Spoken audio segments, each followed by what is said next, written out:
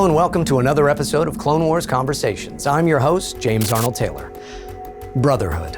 Not always formed by a blood relation, but through trials, pain, laughter, and adventure. One of mankind's deepest loves is found in the bond between brothers. A bond that should never be broken, but surely is, when one betrays the other and in turn themselves and their core beliefs. And so is the story of Anakin Skywalker and his Jedi brother and teacher, Obi-Wan Kenobi. It's a story of great loss and pain. But previous to the fiery battle that waged between these brothers, there was a friendship that bound them before those dark times, before the Empire. To say Anakin Skywalker is crucial to the story of Star Wars would be the greatest understatement of them all. Anakin Skywalker is the heart of Star Wars, and the actors that have portrayed him have always been held to an extremely high scrutiny by fans and critics alike. And when the Clone Wars TV series came on the scene, the question would be, who is Anakin, and how will he be played this time? Well, if you've seen even only one episode featuring Skywalker, you know he was played to perfection by today's guest. Not only bringing angst and tension, but love and compassion, as well as a hero's confidence that is undeniable and applauded by all those who experienced it. Without the proper voice of this essential character, the show itself may have never reached the potential it did. It's no doubt my favorite portrayal of the most powerful Jedi ever, and he is someone I still consider a brother to this day. Join me as I sit down and talk Clone Wars with The Chosen One in part one of a two-part interview with Matt Lanter. Welcome to the conversation.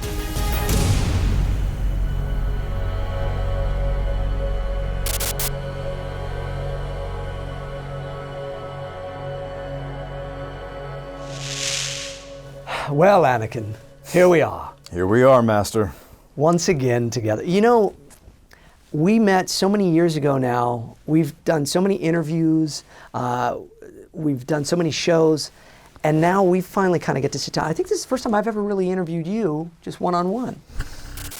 Yeah, maybe. We've done so many. Yeah, celebration and stuff. Now we breathe. Wait, that's right. We're amongst friends. Because we were always with the other part of the family, Dee and Kat and Tom and Ashley and everybody. So how are you? I'm well. I am missing Clone Wars, but I'm well. Well, that's why we're here. It's so great to be able to just kind of share our memories for fans and all of it. But becoming Anakin Skywalker, that new documentary on Netflix. It should be. It totally should be. It should be. That'd be actually really great. Yeah. Like we just see him like in his kitchen. He's just like, seeing his decisions slowly become worse and worse. Becoming Anakin Skywalker. Becoming Anakin Skywalker. I know you were a fan of Star Wars before this. I was a fan, but not like to the degree I am now, and amongst our Star Wars fandom that we know in our family, who we all tend to get obsessive over it now. Right. I wasn't anything close to that.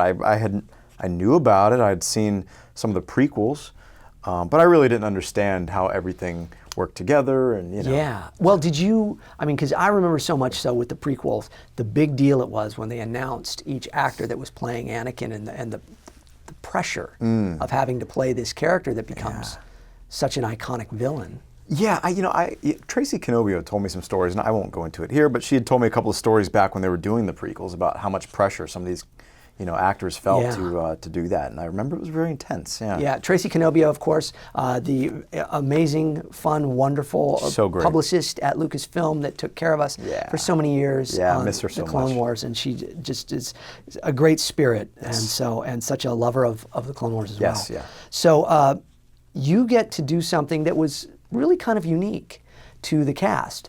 You sit down in George Lucas's office and have a little conversation with him before. Yeah, but to address the pressure, if that kind of was coming my way, what kind of pressure did I feel? In that sense, I'm glad that I wasn't much of an uber fan, that I knew about it, but I didn't really, because I probably would not have been able to sit in front of George Lucas and talk to him about it and get a word out, So I think it really helped that I wasn't uber fan. And is this all right if I ask, how old were you at that time? Oh my gosh. Well, what year was that? What do we start? Well, see, now 2006? I started reading on all of this stuff in 2005, and I know that because we adopted our daughter then, and we had just gotten back from China and like 2 days later, I'm in a studio reading for Obi-Wan again.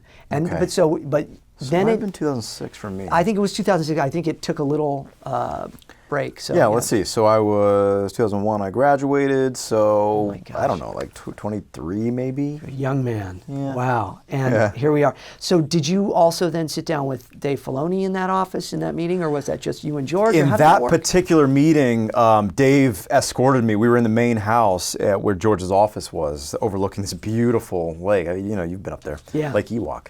Yeah. And Dave escorted me up there, and I think he just left me and George sitting there. We were just a friendly, fun chat, and Dave kind of, here you go. And I walked in, and George goes, Anakin. You know, so that was so cool. That especially looking back, it's just like, wow.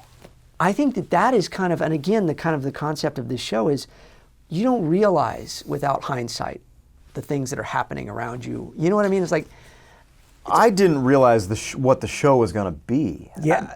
I mean, in the obvious sense, they didn't tell us much. But I just mean more so, I didn't realize how huge the potential was for how large and worldwide the show was going to be. I don't think fans of Star Wars realized it either. I think a lot of fans were disappointed that it was going to be this animated movie and then a TV show, and they were kind of, they were a bit naysayers about it. Yeah. And then they saw it. And so I just, for me, I remember the very first time I worked with you. It was you and Ashley and myself at LA Studios, recording in one of the bigger rooms downstairs. And it wasn't our usual room, it was the other room. We were doing Rising Malevolence, I think. Okay, yeah. I was doing Plo Koon. I wasn't doing any Obi-Wan, really. But it was the first time I was in the room with you, and I remember thinking, and I'm not saying this to kiss up, I was like, oh, I get it. Man, I get why they got this guy. That's very kind. It just, you naturally became this character that we believed it was Anakin, but you weren't doing anything that was reflective of what anybody else had done. No, and when I went to the ranch and talked to George, he gave me a couple of specific notes, and I don't know if I've said them before or not, but I'll keep those notes to myself. But Sure. But it was very much on purpose to not do what we have traditionally known as Anakin. Yeah. And I think that was obviously George's vision and Dave's vision to shape the character a little differently in the Clone Wars and Absolutely. give Anakin a little more depth than what we just got to see on the 4 hours of the movie screen. And also, dare I say, a little more heart. I mean, and that is not knocking the film version of him, but we needed to, because on a regular weekly basis, he was going to be coming into our living rooms, and we need to see those sides of him. Well, I think storytelling at its core is you have to connect with the characters that you're going to be living with, right? And if we had 4 hours to connect with Anakin, and it's hard because, first of all, he goes in this downward spiral from good to the worst villain in the galaxy in the course of like 2 hours. Yeah. And prior to that, a lot of people, I've heard that he's whiny, and so it just wasn't enough time to take a guy from teenage angst into the worst villain. We needed more. And I think George and Dave understood that and understood that we got to connect with the character more, especially if we were going to sit with him for 6 seasons. Yeah, and you did that so very well, Matt. Oh, I mean, thanks, really, Sam. I know that so many people say this is what I envision Anakin to be. Yeah, and I've heard that. That's it's nice. your natural voice. Yeah, I mean, It's my voice. I mean, whenever I do Anakin, especially in my later years, I feel like maybe when I first started, the sound quality was a little different, actually. If you go back and listen, it's a little higher, a little lighter, and I don't know if that's just me because I grew up a little more too. Yeah. But I definitely, towards the last few seasons, I was making a conscious effort to be a little deeper in tone. And really, more than anything, it's just more of a feel, commanding feel about him, a confident and commanding feel. Was there ever, I would love to ask Hayden this as well, was there ever a sense of James Earl Jones in your head? No, not really. I wouldn't honestly, think there would be, but it just because it's so different. Yeah. And I mean, really, that's one of the things that Star Wars fans, in my opinion, forgive. Because how do you get from Hayden Christensen, very normal, maybe a Midwest, I don't know, to James Earl Jones, which is like just so totally different. Because I noticed, like in Revenge of the Sith, his cadence and such starts changing near the end when he's becoming more of the dark side, that is leading us to believe that maybe the cadence of the voice is maybe, but it was never this. No, like it never even there it approached is. that. So Well, you have this great resonance to your voice too, but I know that the one reference that I heard a lot in the studio with you, with Dave, was Han Solo. Yeah. Well, when I auditioned for the part, they didn't tell me Anakin Skywalker. I went in and Dave was behind the glass and he said, "Just give us your best impersonation of Han Solo mixed with Luke Skywalker." And I remember it was a scene that it was R2 and it was Anakin and R2. Well, of course, but it didn't say Anakin. Actually, it was Deke Starkiller was the name that they told me it was. And I did all this kind of research on Deke Starkiller and I couldn't find anything. And I was like, I'm gonna go in there. I guess I'll just give it a try. I don't know what.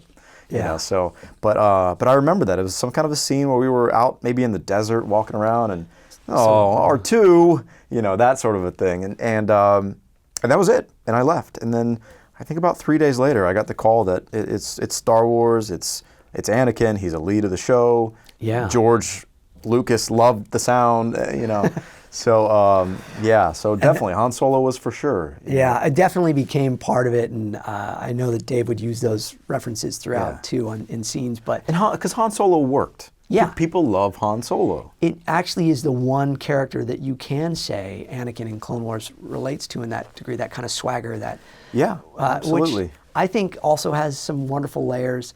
See, the thing I love about it is that this was George's last stuff. We were on Rebel Force Radio last night doing an interview and talking about George Lucas's hand being on these episodes so much. And so I just love that would be kind of the reference, is that reference point, because you see generationally Padme and Anakin, and then you see Han and Leia. Sure. I don't know. I think it's pretty cool. Absolutely. I mean, I think you can even see, even now with Force Awakens, in some of the tone of the movie, things have kind of gotten back to the original feel. Yeah. And I think maybe after the prequels, they heard a lot of the fans cry out. And I feel like even with the Clone Wars, a lot of that was going back to the original feel. It certainly was. Certainly thanks to Dave Filoni and the crew there that worked so hard to understand these characters that were ones that we knew already, and then introducing new ones like Ahsoka and making her such a huge part of that. You and Ashley certainly spent a lot of time in the studio together recording just one-on-one. Yeah. This is a bit of a spoiler for anybody that hasn't watched all of it yet. Not totally, but I'll touch on some of it. There were times when we were asked, even Obi-Wan Kenobi was asked to leave the studio, and it was just you and her. Yeah. And that was for season 5 and the Lost Missions. Stuff. I remember some of that finale stuff. Dave was very careful not to even let you guys know or hear about it. It's a big secret. It was a big ending to the series. It's all out now. How was that though? Was that strange, emotional, fun, everything? Yeah, it was. It was all the above. Yeah. To be finishing and wrapping something up that we all love so dearly, and kind of to be to know as an actor that you're not going to be a part of that anymore when we had been a part of it, and I love being a part of the Star Wars family, and I still am, but not every day. Like I know. I think I always wanted to work at NASA when I was a kid. Is that right? Always. And not because I wanted to be an astronaut, but because I wanted to know the secrets. Oh, really? Okay. Yeah. I wanted to know I wanted to know about aliens. I wanted to know, like how do you floating. So being a part of the Star Wars family and kind of having this inside information was just a cool feel. I mean, as anyone can imagine, Did it? Have you ever got to go to any of the space centers or anything then? I have. I've actually been to Johnson in Houston, right? Johnson is, and I went there with the Star Wars backing, and they gave me a whole private tour. And, oh man! Yeah, I gotta try that. They gave me like some moon rock and. Oh really? Yeah, Man. yeah, and it was all through Star Wars. And Tracy might have actually hooked it all up. Oh, that's very cool. Yeah. So now, speaking of Tracy Canobio, Lucasfilm, the ranch. I just want to, we talked a little bit about the ranch and a Big Rock Ranch where they would do all the production crew and all was there. Yeah. We have so many wonderful memories. So many. Of going there. Do you remember the first time you went to the ranch? Well, that first time was when I went to talk with George. It surprised me at how not like Disneyland it was. I expected just like statues and monuments and like, you know, talking animatronic Yodas, and it wasn't. It was just, it's this serene place. I mean, as you know, but for those who don't, it's this serene, beautiful place off the highway, out in the hills of outer San Francisco. It's beautiful. It's inspirational. You feel like you can breathe up there. I remember the first time going Naboo. Yeah. Going to the gate the first time and hitting the button and just thinking they're going to go, get out of here. Yeah. You know? And then the gate opening and you going through. Yeah. It's just like, wow. And then this long drive and the wonderful hotel and cottages. And that's, I mean, some of the, I remember going there and these cool old school, you know, like you said, they have fireplaces in them. And so you're out in the woods in San Francisco. It's beautiful. You know, you can throw the wood in there and like make a, you know, your own like real fireplace, which is just so cool. You're out there and, man, I'd wake up at 8 a.m. or whatever the next day, get some breakfast, and then go work on Star Wars up at the main house or the, you know, Skywalker Sound all day, and then come back. And I did that for like 3 or 4 days I was there, I think. It was just so great. And then I know we've had a lot of great times as a group up there. Events through the years up there. Yeah, I remember being in the inn, in the lobby of the inn. We all ordered pizza after. Yes. You know, it's so and cool. and Dee and I made spaghetti in the kitchen one night too. So classic. Yeah. And it's got this cool feel that everything is so quiet that it feels like you're there after hours, and it feels like you're at school. Yeah, you like at like 9 p.m. where it's like really kind of like cool. And there'd be other film crews working on other things, mixing sound with Matt Wood and all of them, and so it's very cool. So now, then we come to the Clone Wars, the movie, which was weird for us because it wasn't going to be a movie. Yeah, it was the first 4 episodes of the show originally. Yeah. But do you remember the premiere at the Egyptian? Of course, yeah. I mean, it was big time. Yeah. And that was, and George was there, and all of us were all together. I got a little car for us. That's right. A little car, yeah. Well, it seemed appropriate, you know. A large car. We all got into this limousine, fantastic, and we had dinner afterwards. And it was fantastic. And I remember J.J. Abrams was sitting behind me with his kids. That's right, yeah. And there were fans there. I mean, for me, that was the first time that I had any experience with Star Wars fans, I think. And we were signing autographs and things. They're all hanging out outside. And like, it was wow, this is what it's going to be, I guess. And it was a trip. Yeah. It was good stuff. But yeah, I just remember the whole thing was J.J. Abrams' kids just wanted to know where Anakin was. So he's right over there. So, I wonder if J.J. wonders where Anakin is now. Yeah. I'm here. Right here. I'm right here, JJ. Watch Timeless. Come on, JJ. Watch Timeless, man. I got actually a really funny story about this real quick. I was on a flight back from New York, and my show Timeless just got canceled and picked back up. And it was a big news story in the industry. Yep. So I'm on the flight back. I see Ron Howard on my flight. Oh, yeah. Huge fan of Ron Howard for the obvious reasons, but I also am a huge fan from like Andy Griffith. Yeah. One of my favorite shows. Sure. So I saw him and I was like, oh God, I gotta say something. I'm gonna kick myself if I don't. So I ended up going back and saying hello. And he was very kind and was asking me about why I was in New York, blah, blah, blah. I said Timeless. He goes, oh, the show that got canceled and uncanceled. I was like, yes, Ron Howard, that's my show. So that's pretty cool that even Ron Howard knows about it. Oh, man. Well, good. Well, and hopefully you're planted in his brain of the next time he needs someone. You know, I think I'll use that Matt Lanter. That would be fantastic. My Ron Howard story is I was recording at Margarita Mix Hollywood. It's a recording studio. And I was doing something, and Ron Howard we were both going to the restroom, and I held the door for him. And he said, thank you, and I said, you're welcome, in his voice, because I've doubled for him. So Did Arrested he catch Development, no, he didn't catch it. Yeah. I'm not that good. But anyway, so there you go. That's my big story. I like it. So, okay, I thought, how about if I just mention some characters and the actors, and you just give me your thoughts on them? Okay. This could be scary, or it'll be good. It'll be great. What if I don't remember these? You'll remember this. Okay, all right. Yoda, Tom Kane, working with Tom. Thoughts, memories, anything? Bahama shirts. Bahama button-ups. Tom is in Kansas City. Love this guy, and he's always got just the coolest casual. He's got this easy breezy feel about him. He does. Large in stature. That's the funniest part is having the tallest guy on crew voice the shortest. Totally. character. Yeah. And but celebrations and cons that we would go to, and you get to spend time with him as well. He's just one of the most down-to-earth guys I know. I occasionally correspond with him through emails, and I love it when I see him. And Yeah. man, he's just great. Do you have any kind of favorite moments or memories or anything with Yoda and Anakin and playing that? Obviously, so the thing for people that don't know, when we recorded, it would be Tom would record all of his lines beforehand. Yeah, So that was we the never hard. That really- was the bad thing about we didn't see Tom except for at these events usually because he was also recording remotely. Early on, we did do some sessions with him. I don't know if you remember, in that main room at LA Studios. He's been there Yeah. a few times, but he recorded remotely often as well. Okay. How about Catherine Tabor, who crashed our party earlier today? Wifey. Wifey. Kat's great.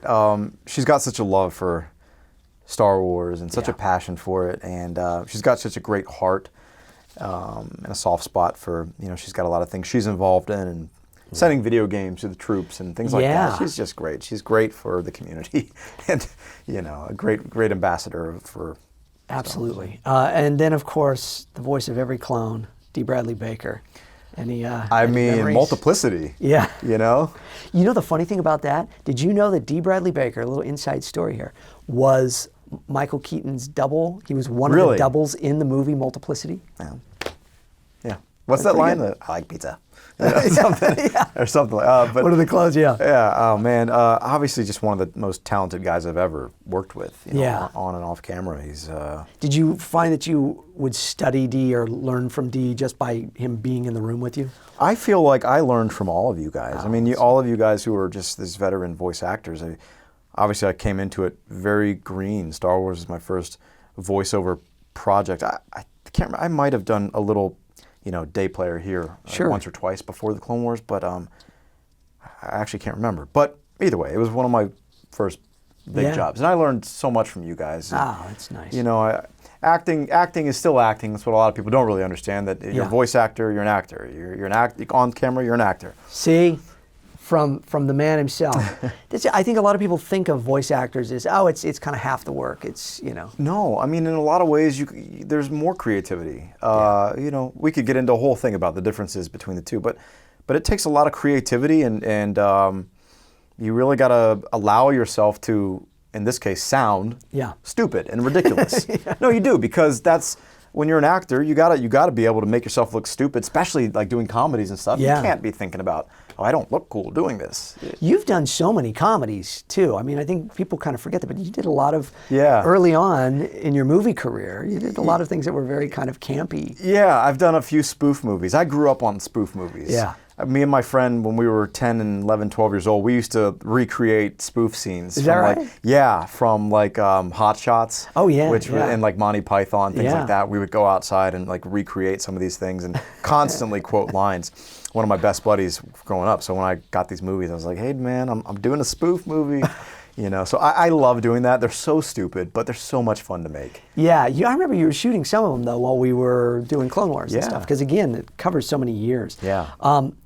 Sam Witwer, the son. That's when we first met. Sam was in the Mortis arc. Yeah. Intense. He's an intense talent. I feel like every character he plays has such an intensity, and he's got such a great handle on dialect and accents. And it was interesting when we did the Mortis stuff. Some of my fondest memories were from those episodes, because Ashley and you and I, and it was telling these stories that were classic Star Wars prequel stories. Yeah. That we had to kind of recreate scenes that we had never done before, and that sounds weird, but our characters had done. Yeah. And I remember that kind of the yin and the yang, having you and Sam there. It really was like this dark, brooding version of the Anakin, the son character. It was interesting. Yeah, I mean, he's just, if you ever need an intense character, call Sam. Call Sam. He's also great. very funny and knows his Star Wars. Oh my gosh, that guy, he knows endless amounts of Star Wars. He corrected Dave Filoni and the writers in that episode because you had a line when you were talking to your mother in that kind of dream sequence, and you say, you're telling her about Padme. And you would like her, Mom, and Sam goes, she met she met Padme. Come on. And then they all kind of, behind the glass, there's, yeah, Sam's right, okay, and then we had to change the line. Yeah. So, I say we, I had nothing to do with it. That was all you. Yes, that's right. Palpatine, Ian Abercrombie. The greatest. Just such a, this, I feel like the Clone Wars Conversations is going to become a tribute to Ian every episode, because he was such a huge part of it for all of us. He was always there with all of us. He was such a dear soul, so funny and so giving, and then he was gone. Yeah, that was a big shakeup, Yeah, very, very kind, and I just remember him coming in with his like newsboy cap. And, just honored to work with him. But you guys had a lot of neat moments, again, akin to the Revenge of the Sith. Yeah. So I thought that was really wonderful. Yeah. And of course, Ahsoka Tano, Ashley Eckstein. Entrepreneur. Yeah, right? Look what she has done, It's amazing. I really think that, I've said this to my wife, and I think Ashley, in the character of Ahsoka, but Ashley obviously a lot, is really responsible for this whole movement that's happening with Star Wars. I really firmly believe that. I am right there with you. I've said it in a few articles and stuff too, because I remember when we were first doing the Star Wars weekends when her universe came out. And there was kind of this like, well, Star Wars is more for boys and all of this. And then, she came out and we would do that and we would say from the stage, that 50% of Star Wars fans are girls. Yeah. And she really put that voice, she became a voice for them. Sure, yeah. And then became something for them to actually wear, I think that all of this stuff happening with Rey and being more or less the lead of these new films. Yeah. And then Rogue One. And Rogue One, and this new Forces of Destiny. Yeah, so absolutely. I think that whether it was intended to be a testing ground with that or not, I feel like it has the success of Ahsoka and what Ashley has done behind the microphone as an ambassador, and also for the fans, the female fans. Yeah. I think all of that together, I think she's one of the reasons why we have Rey. Absolutely. I think so. Well, the last one on my card for characters is, we'll stick to character. You don't necessarily have to talk about the person, but Obi-Wan. Just controlling, just demanding, proper, stick up the... lightsaber. Kidding. Wait a second. James, I have so much enjoyed working with you over the years and learning from you. No, truly. And learning from you. And as I mentioned, you and Dee, and just watching you guys work. Oh, thanks. And the amount of talent and just range that you guys have is just blows me away every time I work with you guys. No, really. It's very kind. Thanks. I just think also, and of course what I was getting at it is that relationship between Anakin and Obi-Wan, and the way that worked, and I think our friendship worked that way too. I remember Dave often going, there's my Anakin and my Obi-Wan sitting there talking together. We'd be talking about technology, and he just enjoyed that. But I just enjoyed that. I enjoyed that we got to really have kind of a brotherly kind of relationship. I'm, of course, the much, much, much older brother, but... and the better looking one. Oh, yeah. I feel, we've got a lot of things just in our personal lives too that just kind of line up, and I feel like we've got a lot of commonalities. Is that a word? It is now, and no, it is, and it did help with all the stuff that we got to do together. I so enjoyed whenever I got the script as we walked in and saw that we would have dialogue together. It was like that banter from. That's some of my favorite stuff from Obi-Wan and also Ahsoka, is that fun banter. But that brotherly banter was some of the most fun scenes for me to play.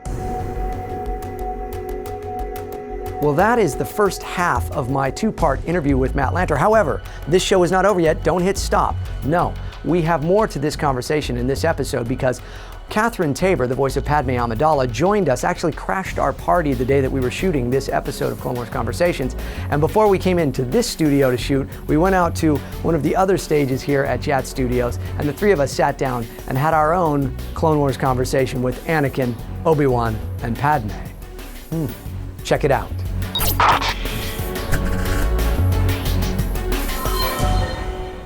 I feel so fortunate to And have sandwiched. you both here. I don't know which way to.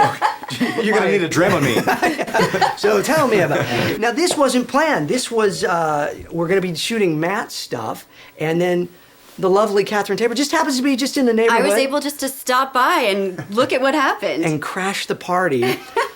Peeking in the windows. I feel as though, I should be Obi-Wan, though, with Padme and Anakin here together.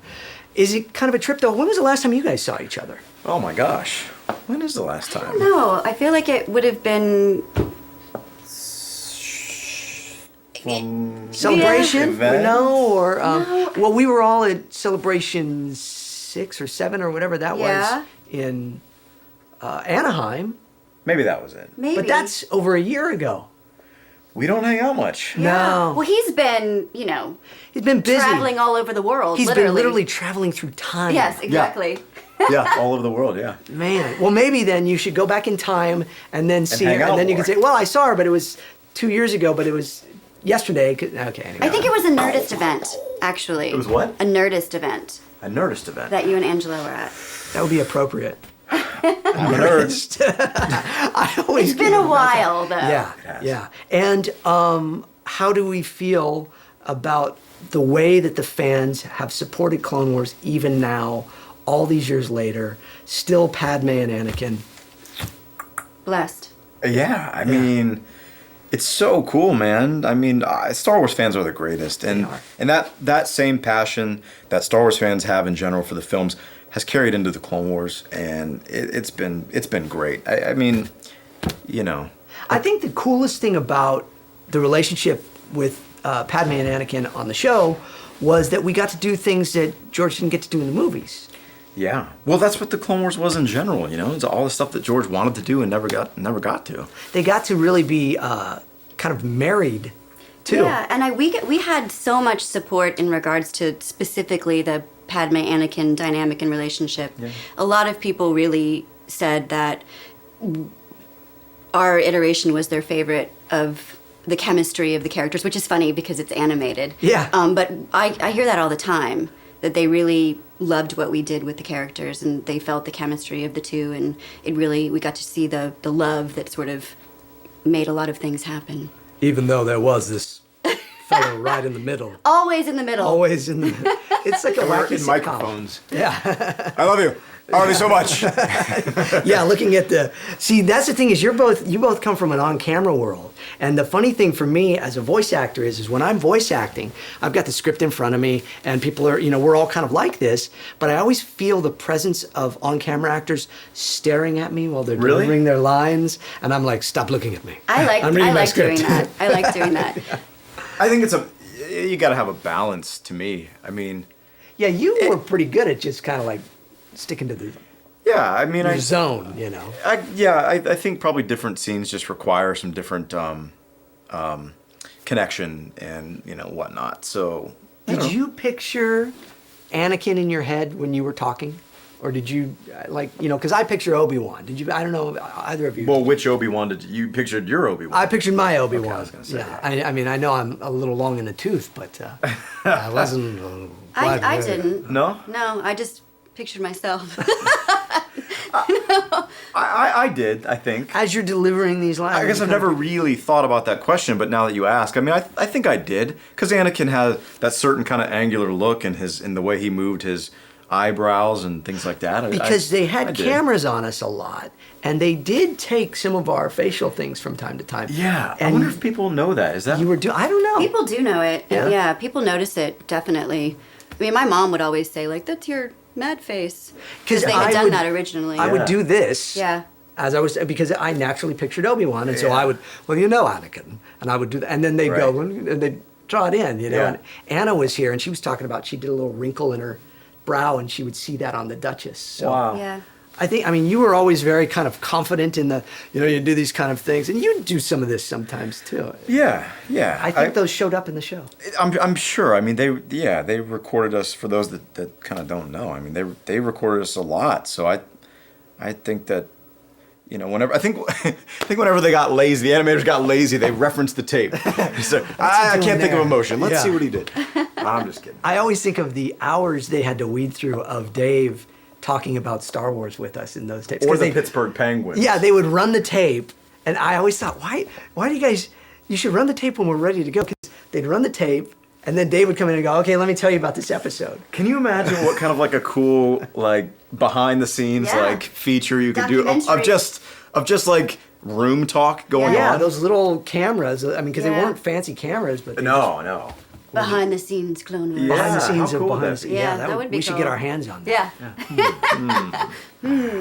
Well, so anything, Padme, that you want to say to Anakin today, or any? I'm just, I've always said this about Matt, that he is obviously easy on the eyes, and Yes. but there's so much, there's so much more to him, and he's such a great actor that it was a joy to work with all of you guys and become friends with you guys, and to watch what is happening in his life and his career is just, it's really exciting. It's very kind of you. Do you remember the last scene you guys recorded together? It would like Rise of Clovis, or It was that arc, but Well, was that the last scene? I mean, didn't we record that like a long time before? yeah, we did. Like So I'm not sure it was the season last 4 scene. or something yeah. like that. Because for some of that, I feel like we were actually in person, but then at a certain point, you were out of town. Like New Orleans, maybe? Yes, you were in New Orleans. You were in yes. New Orleans. You were doing In what? 2013, I was in New Orleans for maybe You shooting a 4 or movie? 5 months. I did a series down there. A series. Yeah. Oh yeah. Yeah. Yeah, that's where you were, I think. So I don't even know if our last scenes were together. I can't remember. I mean, I feel like all of you guys are so good as far as remembering certain times in the booth and like certain lines and things like that. And I'm like, it was like 7 years of like booth records. How do you remember this Yeah. stuff? I don't feel like You I guys are remember all a so lot of good at stuff. this. You know what it is though for voice actors. It seems to be more so with voice actors that we all, because we just kind of live in our little box, and so I remember scenes and dialogue and stuff. Although when you're at a con and the fans go, "What's your favorite line?" I always go, "What's Yeah. your favorite Yeah. line?" And then You they'll tell tell me me, first. and then I'll repeat it back to them, and it's like, whew, got off Yeah. the hook. 'Cause Yeah. Yeah. I mean, although one of my favorites was, you say, I'll go this way, you go look after your girlfriend, Yeah, I do remember that. That was Yeah, funny. I do remember that. You remember that one. But every time you're in the booth, it looks the same. Yeah. You're staring at a white script with Yeah. a microphone and staring at a control room. At least I said last night, I was doing Rebel Force Radio last Yeah. night, and I said a lot of the things that I really remember most and that sit with me the most about the whole Star Wars experience is the events and the fan interaction and us going up to the ranch to do certain things or something like that. Right. And maybe that's why, because it stands out and it's not just sitting in front of a booth. I remember that trip when I think we were in Florida, and we were all meeting up at the airport, and we're like just walking down the airport terminal together, and it just, Was it that was Dallas? Or was that Florida? Maybe it was Dallas. No, I think it was Dallas. Yeah. I think it was, because And that it was one, just we all so got in funny. the van together. Yeah. And Yeah. It was like a comedy Star Wars. Do you remember movie. what happened when we got to Dallas and we get to the hotel and we're all there. It's nice. It's a Star Wars thing. There's also happens to be a girls' soccer convention. Oh, right. Yeah. And Matt's on 90210 at this time. And all of these young girls realize that Matt Lanter is there in the hotel. I mean, you were such a champ. Patiently signing man. things and taking pictures but it was just like, I remember our times, we'd sit in the bar and have a drink and chat and stuff. It was fun. This is sort of along the same lines, but I have to share it. I don't know if you guys know or not. Maybe I've talked about it. We went to Orlando for one of the celebrations, and I got my luggage mixed up remember this. with someone. Yes. And then we ended up getting in contact, and I think she was there. I think she was a Star Wars fan. I opened my suitcase, and I had bras in my suitcase. And I was like, not mine. What do I do? So we got in contact. I think I got in touch with her husband or something. I was like, hey, I've got your wife's bras in my room. So that was interesting. But I went over to her hotel and we switched luggages, and that was interesting. Did you give her an autograph? I don't even remember. I don't know. The other one you were probably, I don't know. talking about, though, was when we got a ride back to the hotel. Is that what you? That's what I was kind of in Dallas. In Dallas. We all went We to the all party. got a guy to give us a ride back. Oh, Remember yeah. that? Yeah. And then, anyways. It was like the van wasn't leaving at the time. We needed And we to all or were wanted ready to We to were go. get so back, tired, and it was like a long night, and we were all like ready to go back. Night. And it wasn't close. Like No, it was kind of like an hour and a in the half suburbs. drive, and so we conned somebody to give us a ride, and here they had the whole cast of Clone Wars packed in the back of their vehicle, and they didn't really know the show all that much yet. They were Star Wars fans because obviously they were at this Star Wars party, but so yeah, it was very funny. Yeah, I think good they times. probably telling that story. Well. I so appreciate you guys just hanging out here a little. This is of course just the hangout room. What do you think? You like the you like all the decor? I love it. Oh, I gotta I turn the love lightsaber on. I guess. Where did you get the full size Obi-Wan here? That was so. All three of these pieces are from Star Wars Weekends. Oh. So this was one of the displays, and I knew that we were done with Star Wars Weekends when I got this gigantic package from Disney, and that was in it. No way. And I went, oh, Cool. I guess we're done. Oh, right. But then they also gave me my costumes. So these costumes were made just for me. Oh, that's too cool. So they are custom fit to me. Aren't which you a little short for a Yes, stormtrooper? I am. And yes, they had a heck of a time fitting me for that Are stormtrooper. those Really? your shoes? Yeah, and everything, all of it. And Wow. the hardest part was finding mannequins that would fit my costumes. So, anyways, there you go. All right. Well, I guess you and I should get into the other studio and shoot a conversation. Yeah, and I gotta go do some work. You got to work. Okay. Hey, can you tell us what you're working on? Today I'm working on Loud House. Loud House. Yeah, have you seen Loud House? I have not. You got to watch Loud House. Yeah? You don't have time for watching cartoons anymore. It's a great one. Tell Matt what it's who you play. You're like the big sister. Yes, it is it's a 10 sisters and 1 brother, and I play the oldest sister, the 17-year-old. Yeah. It's a fun show. Yeah. My daughter will come in and I'm watching cartoons, and then she's like, "What?" I'm like, "Oh, I'm just getting them ready for you." Yeah. She doesn't I'm understand. professional. Yeah, I'm studying. Nika's on the Loud House too, so that's what's fun. cool. Ventress and Padme. Where does that together. air? Nickelodeon. Awesome. It's just the #1 kids animated show most of the No, time. no big deal. Don't worry about it. Yeah. I mean, Clone Wars used to be that. Listen, I've been traveling, I've been moving, I've been in Atlanta, I've been in Vancouver. He's a busy guy. He's gonna go home and binge watch it though. Yes, I he can is. feel it. 100%. I can feel it. That and Clone Wars again. 100%. Yes. All right, thanks for hanging out with me, guys. Take some. You want some stuff? Yeah, Eat. I'll take some. Okay. Okay. All right, you guys have fun. All right. Bye. Bye. Oh, that one. Now what do we do? There's nothing to do. Oh well, Anakin. We'll just sit here. Whoop, see you later. Okay. Alone again. Oh no, guys. Oh no, hey, really, everybody, guys.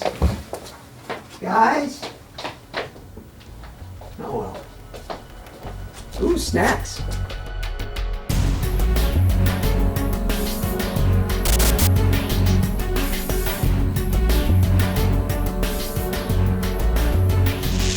Well, that concludes the first part of my 2-part interview with the Jedi who would change everything.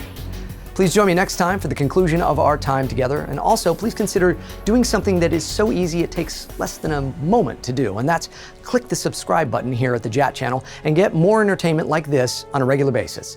It's all free and hopefully informative and fun for you.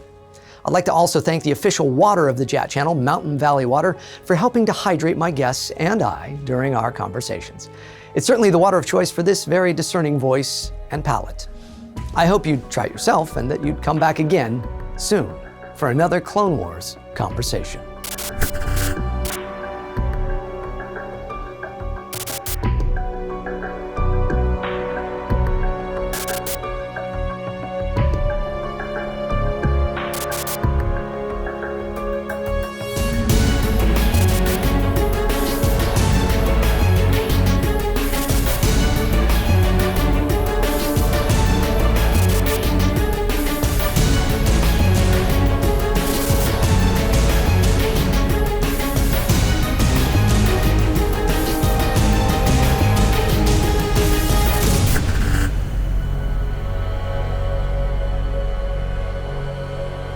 You, me, go!